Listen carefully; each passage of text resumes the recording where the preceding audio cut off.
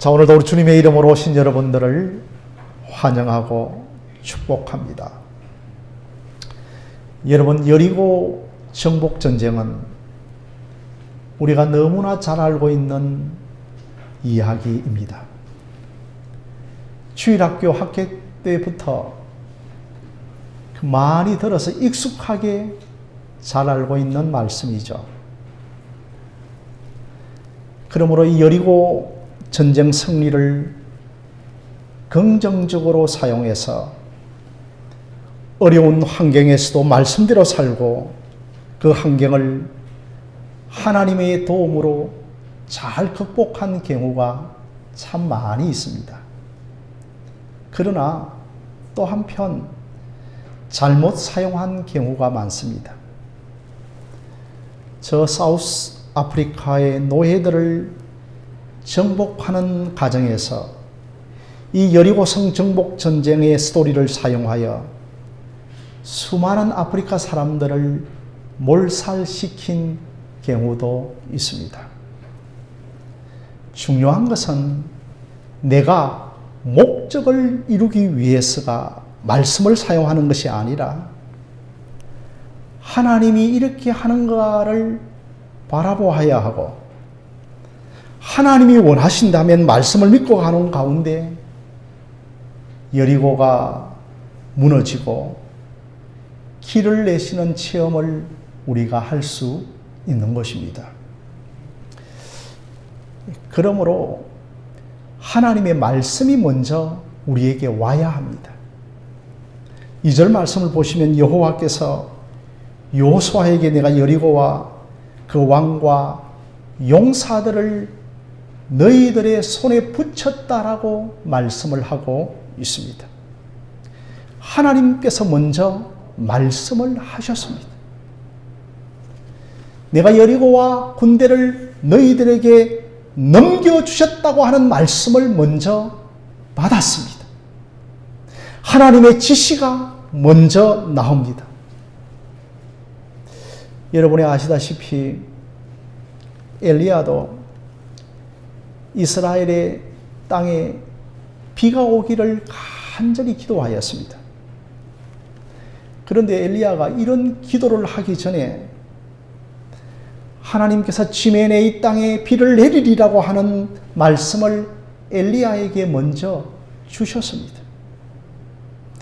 그래서 엘리야는 그 하나님의 약속의 말씀을 붙들고 강력하게 기도했고 그 엘리야의 기도에 의하여 비가 오고 아니 오는 역사가 일어났습니다.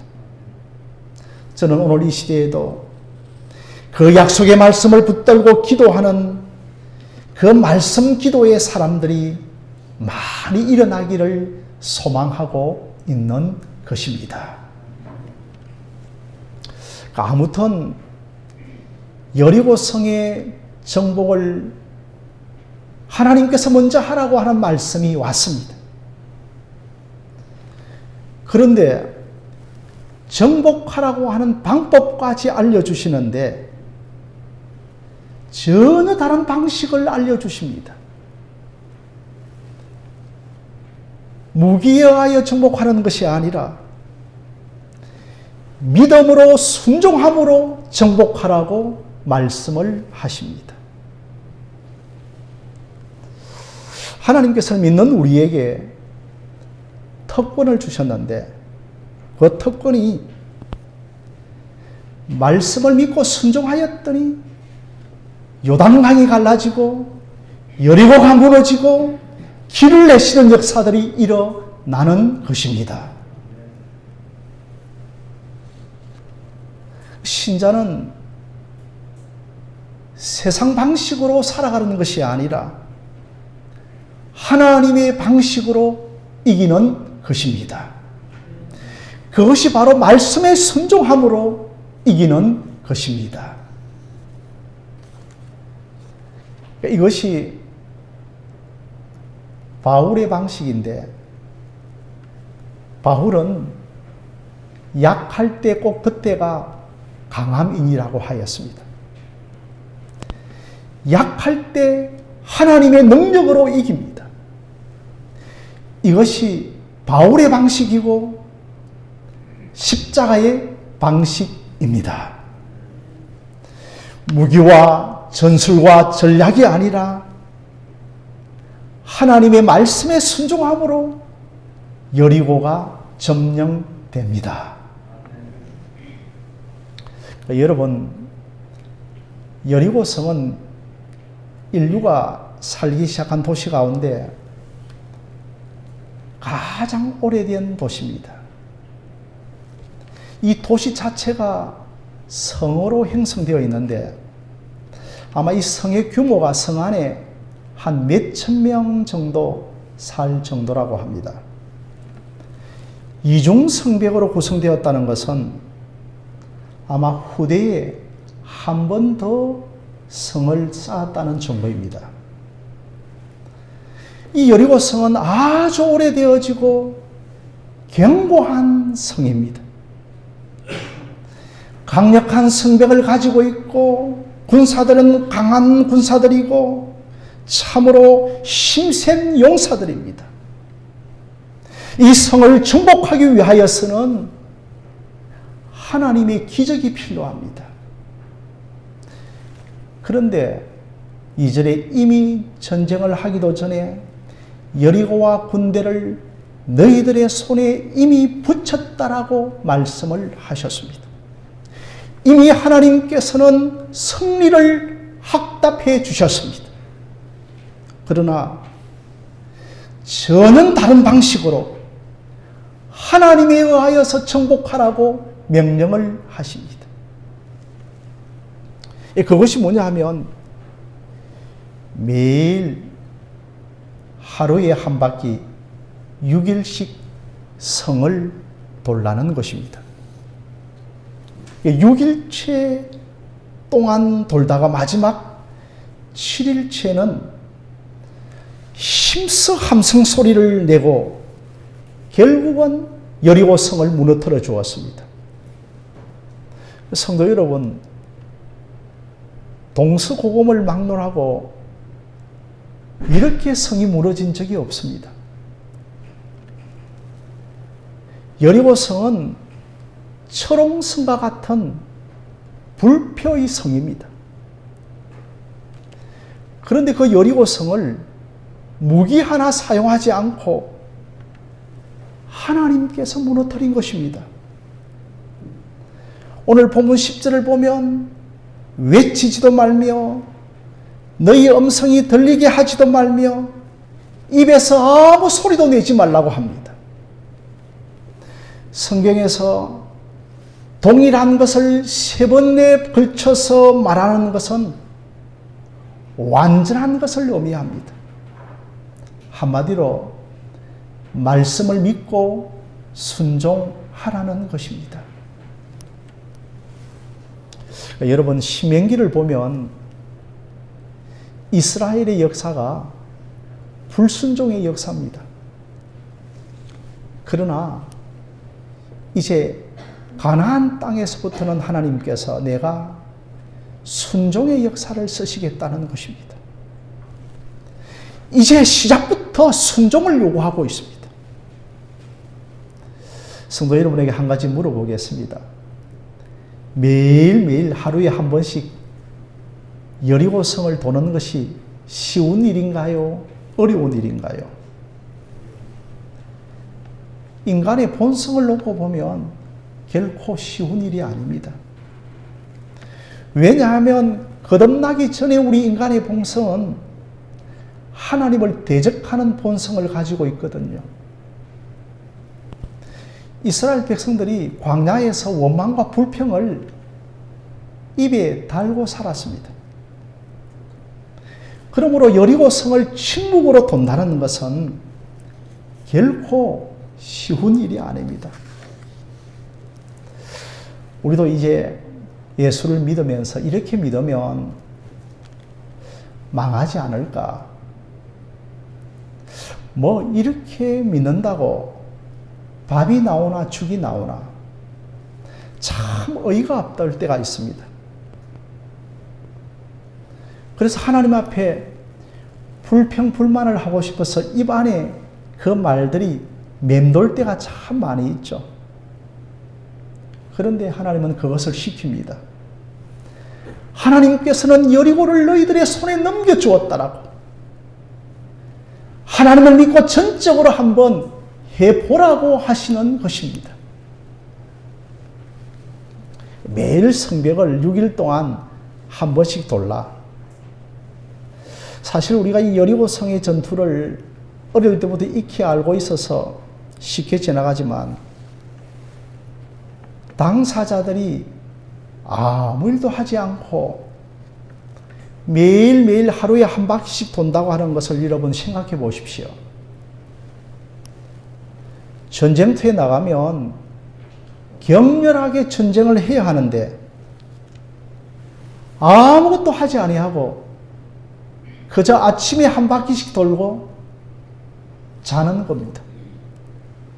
굉장하게 힘들고 지루합니다. 인간적으로 보면 이해가 되어지지 않고 결코 합리적이지 않습니다.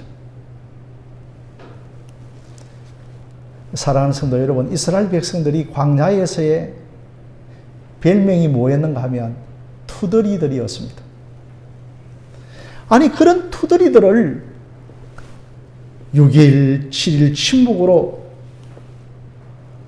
순종으로 도는 사람이 되었습니다. 어떻게 해서 이렇게 순종의 사람들로 바뀌어졌을까요? 첫째는 하나님의 뜻을 믿었고, 둘째는 그들의 중심에 하나님의 말씀이 있었기 때문입니다.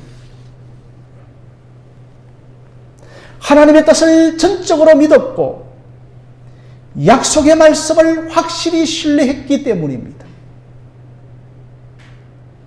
하나님께서 너희들의 손에 붙였다고 하는 이 약속의 말씀이 있으므로 그들은 잠잠히 순종할 수 있었습니다. 그렇습니다. 하나님의 말씀이 중심에 있으므로 잠잠히 순종하는 것입니다. 사울 왕이 다윗이 오기 전에 기다리지 못해 자기가 제사를 드렸습니다. 하나님은 사울 왕을 사랑해서 겸손할 때 기름을 부어 왕이 되게 해 주셨죠. 그러나 이제는 자기 소견대로 행하면서 자기가 제사장이 아니면서도 사울 왕이 늦게 오니까 급히, 사무엘이 늦게 오니까 급하여 제사를 스스로 드리게 됩니다. 여러분, 인간적으로 제사를 드리는 것이 맞습니다. 너무 급한 상황이니까 말이죠. 그러나 그것은 하나님께서 원하는 것이 아니었습니다.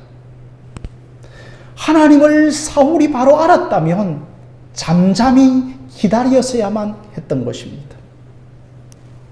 하나님께서는 끝까지 하나님의 뜻대로 행하기를 원하셨습니다. 순종이 제사보다 낫고 수양의 기름이 보다 더 넣는 것이 더 낫다고 하였던 것입니다. 잠잠히 하나님의 말씀을 신뢰하고 기다리는 것입니다. 잠잠히 하나님께서 이루실 때까지 그의 심중에 하나님의 말씀을 새기는 것입니다. 사랑하는 성도 여러분, 우리들도 그렇습니다. 우리가 믿고 도는 가운데 나에게 부닥친 해난들이 무너집니다. 기독교의 신앙체험은 약할 때 강한 되시는 하나님을 체험하는 것입니다. 우리의 신앙체험은 은사를 통하여서 수많은 하나님의 신비한 체험을 할 수도 있지만, 그러나 그것을 우리가 매일 할 수는 없는 것 아닙니까? 그래서 신자의 가장 주된 신앙의 체험은 약할 때 강함 되시는 하나님을 체험하는 것입니다. 하나님을 믿고 나가더니 하나님께서 역사하시더라. 하나님께 순종하여 나갔더니 하나님께서 길을 내시더라 인 것입니다. 상식적으로 저 성을 도는 걸 때 저 성이 무너질까? 정말 좀 돌이라도 던져보고 싶고 계란이라도 좀 던져보고 몰라도 정말 성을 빙빙 둔다고 하는 것은 안 무너진다는 것입니다. 그러나 우리에게 중요한 것은 하나님께서 그렇게 말씀하셨다는 것입니다. 그 약속의 말씀에 의지하셔 순종할 때 결과는 우리의 것이 아닙니다. 안 되면 하나님의 몫입니다. 그것을 걱정할 필요는 없습니다. 우리는 하나님의 말씀을 믿고 의지하고 믿고 행하면 하나님의 역사를 경험하는 것입니다.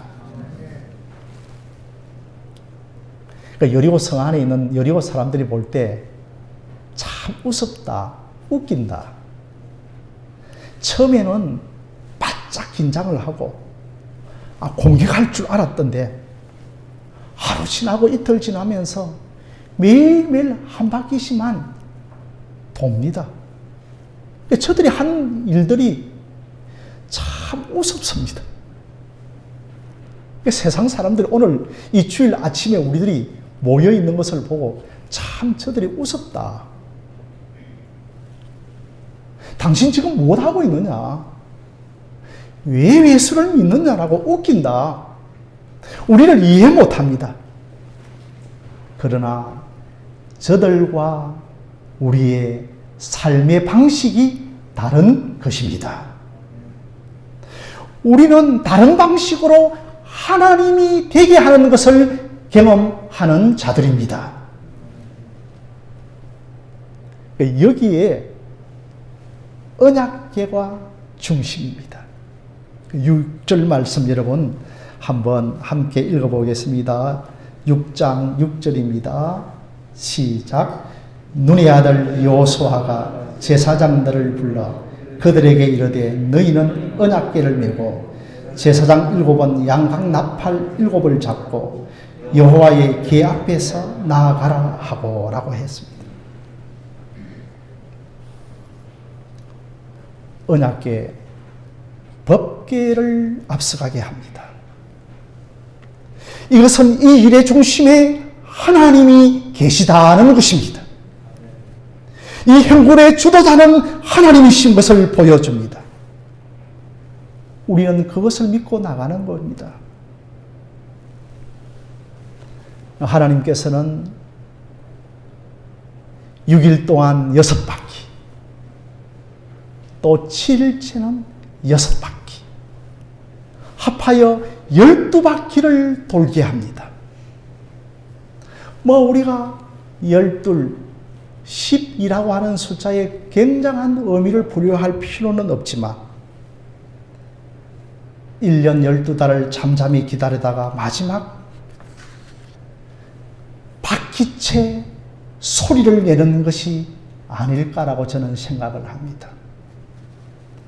마지막 그 13바퀴는 이미 된 줄로 알고 하나님께 감사의 찬송으로 함성을 지르는 것입니다. 어떤 학자는 이스라엘 백성들이 13바퀴째 와 하는 함성을 지르니까 그 함성의 진동에 의하여서 여리고 성이 무너졌다고 하는 건데 저는 그것은 가당치 않는 이론이라고 생각을 합니다. 그렇게 되면 자칫 우리의 함성이 여리고 성을 무너뜨렸다고 하는 공로가 되어줄 수 있습니다.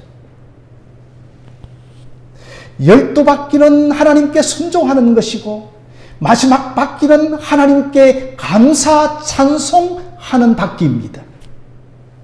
이 마지막 13번째 바퀴에서 하나님이 하셨습니다. 하나님이 다 이루셨습니다. 아마 이런 감사와 찬송을 불렀을 것입니다. 여러분 20절 말씀을 한번 보실까요? 제가 20절 말씀을 한번 읽어보도록 하겠습니다. 나팔을 불 때 백성이 나팔 소리를 들을 때 크게 소리 질러 외치니 성벽이 무너져 내린지라. 백성이 각기 앞으로 나아가 그 성에 들어가서 그 성을 점령하고 라고 했습니다. 이제 마침내 여리고 성을 공격합니다. 양각 나팔 소리는 하나님의 임재를 상징합니다. 하나님께서는 이미 여리고 성 앞에 여호와의 군대 대장으로 임재하셨습니다. 드디어 이제 마지막 날 7채 마지막 바퀴를 돌면서 함성을 외칩니다. 어떤 함성이었을까요, 여러분? 저는 성경의 맥락을 따라서 하나님이 다 하셨습니다. 하나님이 다 이루셨습니다라고 하는 이 함성을 외치지 않았을까라고 생각을 합니다. 참 그런데 우리가 20절을 보면 이 여리고성이 무너지는 것을 굉장히 간단하게 기록을 하고 있습니다. 사실 우리의 주된 관심은 성벽이 무너져 내리는 순간입니다. 그런데 여러분 잘 보시면 무너지는 장면, 무너지는 순간을 성경은 그렇게 별로 크게 다루지 않고 있습니다. 제가 최근에 어떤 영상을 통하여서 1970년대 말에 그 남산에 흉물 같은 건물 2채가 있었는데 그것이 아마 외인 아파트였던 것 같습니다. 그 외인 아파트를 화약으로 폭파시켜서 무너지는 장면을 보았습니다. 아마 그 이전에는 어떻게 하약을 설치하고 어떻게 외벽을 설치하고 어떻게 안전거리를 설치하고 이런 것들도 참 주된 관심이었을 것인데 이제 우리에게 한 30초 정도의 무너지는 마지막 클라이막스 절정이 우리에게 가장 큰 주된 관심사로 남아있는 것입니다. 그런데 여리고 성벽이 무너지는 이 순간을 성경의 기록자는 간단하게 기록을 하고 있습니다. 얼마나 무너지는 순간이 장관이고 그 상관이 그 장면이 절정 아니겠습니까? 그런데 성경은 장황하게 설명을 하고 있지 않습니다. 우리의 관심은 그것인지 모르지만 성경의 기록자이신 하나님은 별로 중요하지 않습니다. 사랑하는 성도 여러분, 여리고 성의 정복은 이미 첫째 날에 무너진 줄로 믿습니다. 이미 첫째 날에 여리고 성은 무너졌습니다. 무너지는 장면이 중요한 것이 아니라 하나님이 하셨다라고 하는 것이 더 중요한 것입니다.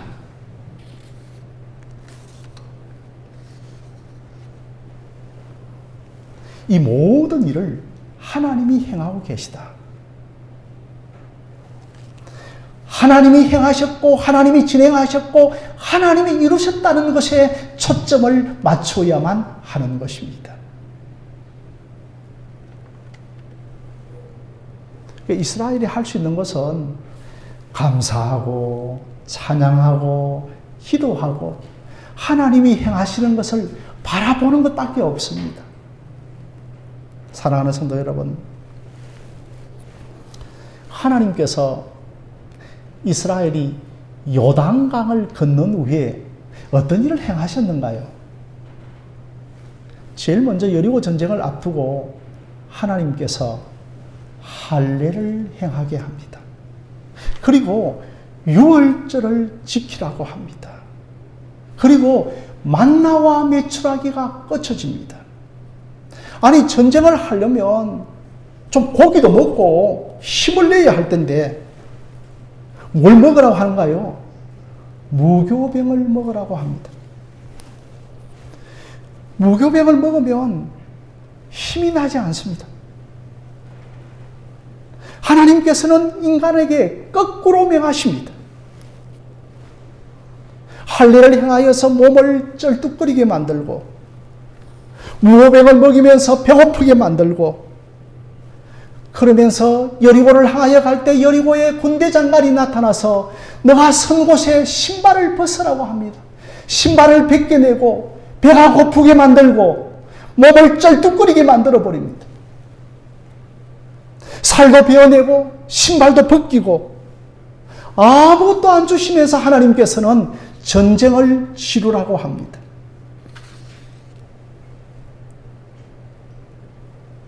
여호와의 전쟁 방식은 항상 이렇습니다. 이스라엘 백성들이 이런 전쟁 방식으로 치루었을 때 가나안 땅에서는 승리를 했습니다. 그런데 여리고성 다음에 조그마한 아이 같은 아이성을 만나는데, 아니 저 정도의 성은 우리 군사 3,000명으로 우리의 힘으로 이길 수 있다고 하여서 공격하여서 무참하게 아이성에서 패배를 당하고 말았습니다. 그렇습니다. 먼저 우리를 벗겨야 합니다.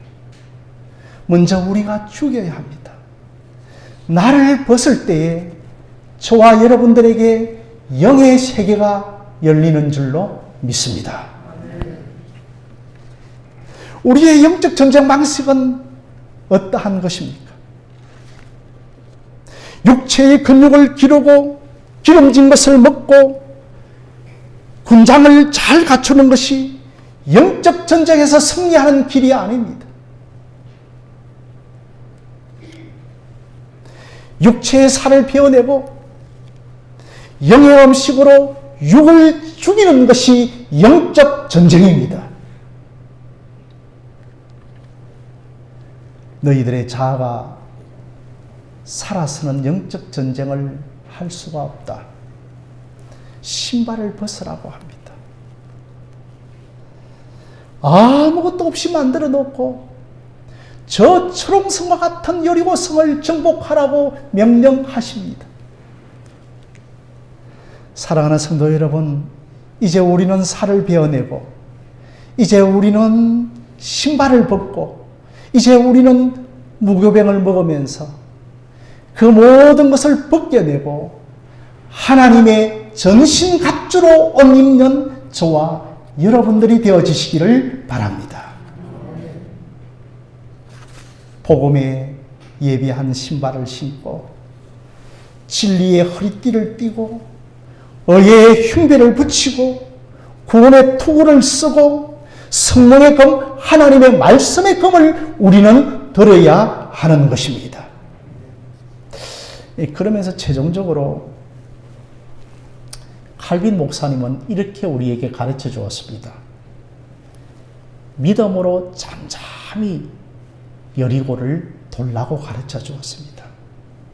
그러면서 칼빈 목사님은 믿음이 무엇인가? 첫째, 믿음에는 하나님의 말씀이 있어야 하고, 그리고 그 말씀을 내 마음속에 받아들이는 확신이 있어야 하고, 마지막 세 번째로서는 잠잠히 믿음으로 순종하는 것이라고 하였습니다. 아무쪼록 저와 여러분들의 인생길 앞에서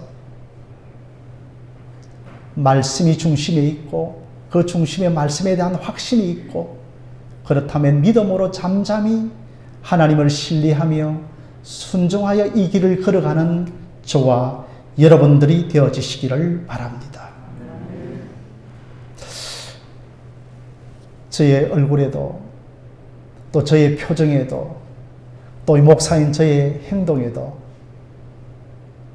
믿음 대신 조급함이 보인다면 여러분 저를 위하여서 널리 용서해 주시고 또한 저를 위하여서 많이 기도해 주시기를 주님의 이름으로 부탁드립니다.